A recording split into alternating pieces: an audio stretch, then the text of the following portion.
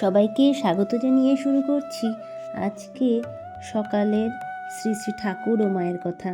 আজকে বলবো মায়ের দর্শনের জন্য এক ভক্তর কি অভিজ্ঞতা হয়েছিল, আর সেই ভক্ত কে ছিলেন তাও বলবো আমি এই ভিডিওর শেষের দিকে। একবার মায়ের দর্শনে যাব বলে গাড়ি করে হাওড়া স্টেশন পর্যন্ত যাই, কিন্তু যে বন্ধু গাড়িতে তুলে দিতে গিয়েছিল হঠাৎ পড়ে যাওয়ায় তার একটি হাত ভেঙে যায়। তখন তাকে নিয়েই আবার বাসায় ফিরে আসতে হয়। এর প্রায় 2 বছর পরে আমার জনৈক বন্ধু, যার নাম পরে স্বামী জ্ঞানানন্দ হয়েছিল, তিনি তখন নবাসন গ্রামে ছিলেন। চিঠি লিখে জানান জয়রামবাটিতে গিয়ে মাকে দর্শন ও তার কৃপালাভের বিশেষ সুবিধের কথা। ইতিমধ্যে আমার বিশেষ শুভানুধ্যায়ী 2 জন সুহৃদ মায়ের কৃপালাভ করেছেন, একজন উদ্বোধনে, অপরজন জয়রামবাটিতে। তাদের মুখে মায়ের কথা শুনলাম। একদিন স্বপ্নে মায়ের দর্শন হলো। আকস্মিকভাবে মায়ের 3খানি ফটোও পেলাম। তখন মায়ের ফটো পাওয়া খুবই কঠিন ব্যাপার ছিল। জয়রামবাটিতে পূর্বোক্ত বন্ধুর সঙ্গে প্রথম যেদিন সকালবেলায় উপস্থিত হই, মা সেদিন কালী মামার বাড়িতে ছিলেন। মায়ের ঘরের দরজায় জিনিসপত্র রেখে ঠাকুর প্রণাম করে আমরা কালী মামার বাড়ির দরজার সামনে এসেছি। মাও তখন সেই বাড়ি থেকে বের হচ্ছেন। আমাদের দেখেই দরজার সামনে যে বিরাট পাথরের টুকরো আছে তাতেই বসে পড়লেন, নিচে পা মেলে, কোলের ওপর হাত 2খানা রেখে, পরনে লাল নরুন পেরে সাদা কাপড়, মাথায় আধা ঘোমটা টানা, ডান দিক অনাবৃত, অল্প কোঁকড়ানো চুলের রাশি ডান কাঁধের ওপর দিয়ে ঝুলে পড়েছে, হাতে বালা, পায়ের বৃদ্ধাঙ্গুষ্ঠে লোহার আংটি, গলায় খুব সরু রুদ্রাক্ষের মালা ঝুলছে, উন্নত দেহ। তখন তাকে বেশ সুস্থ সবল মনে হয়েছিল। প্রসন্ন বদনে মৃদু হেসে আমাদের মুখের দিকে চেয়ে বন্ধুকে জিজ্ঞাসা করলেন, এ ছেলেটি কে গো? বন্ধু উত্তর দিলেন, মা, আপনারই ছেলে, আমার বাল্য বন্ধু। দুজনেই মাকে প্রণাম করলাম। মা আমাদের স্নেহাশীর্বাদ জানিয়ে ডেকে ঘরে নিয়ে চললেন। মায়ের রূপ দেখলাম, কথা শুনলাম। মা সত্যিই মা।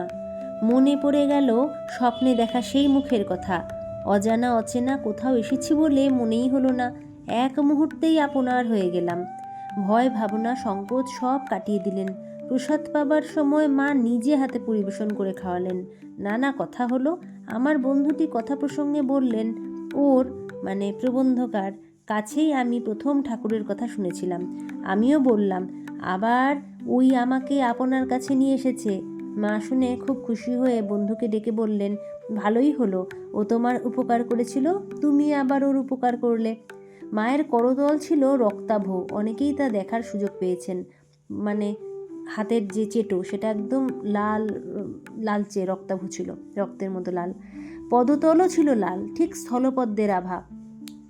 পায়ের তলাটাও লাল রঙের ছিল। মাথায় ছিল সুদীর্ঘ ঘন কালো একরাশ চুল, সূক্ষ্ম রেশম সুতোর মতো উজ্জ্বল ও মসৃণ। সামনের দিকটি অল্প কোঁকড়ানো।